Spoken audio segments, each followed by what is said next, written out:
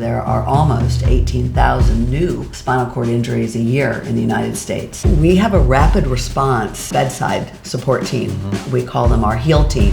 Welcome back to KlikTV, where we sit down with business leaders to discuss how technology plays a key role in their day-to-day operations. I am Arthur Olshansky. I'm excited to bring you another episode of our interview series. Today we have a truly inspiring guest. Joining us is Louise Phipps Senft, the founder of Blink of an Eye, a nonprofit organization dedicated to supporting families navigating the immediate aftermath of spinal cord injuries. Arthur, thank you for having me here.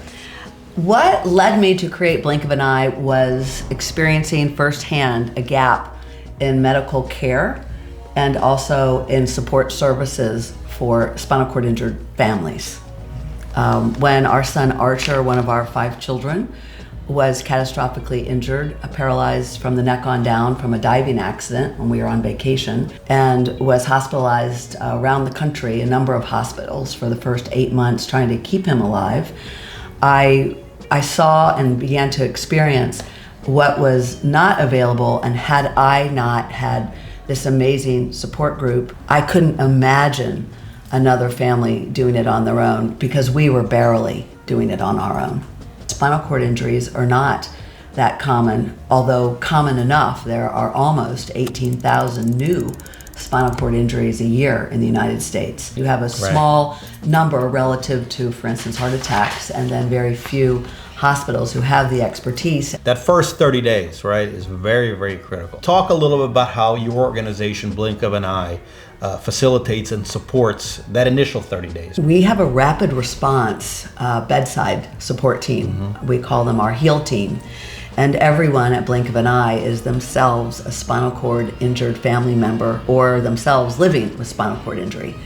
And they are all highly trained as mediators and also in trauma-informed responses.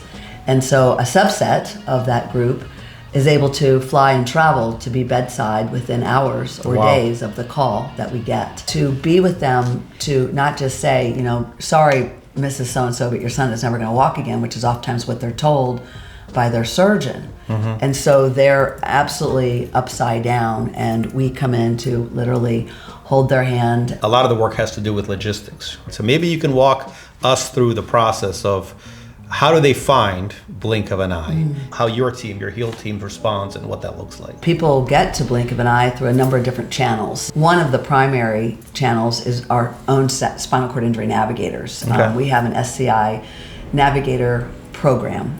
It's the first in the country. And so once you're in this, as has been said in our community, in this elite club, a spinal cord injury club that you never wanted to be a member of, people come to you. So we have many people who are coming to our navigators themselves. And we also have some ambassadors and are coming to the ambassadors. We also have an 800 number, 1-844-41-BLINK. What's happening now, it's just completely organic. I was blessed with being a mediator for thousands of people and many across the country. So I oftentimes will call upon people that I know, and that, especially in these early years, to stay overnight, to not have the hotel costs, for instance, for the HEAL team. The power of connections, right? The power of connections. And you know, I'll share something else about just that power of connection in your world, Arthur. When we connect a family member to one of our SCI navigators, that's all done through FaceTime.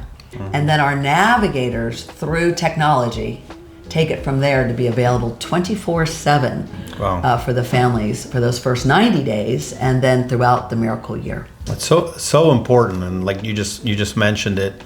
You know, oftentimes, you know, in a healthcare system, in a hospital, a lot of the attention is on the patient, and the family's kind of left to wait and be scared, and often are neglected. That's the only communication they really get, very minimal.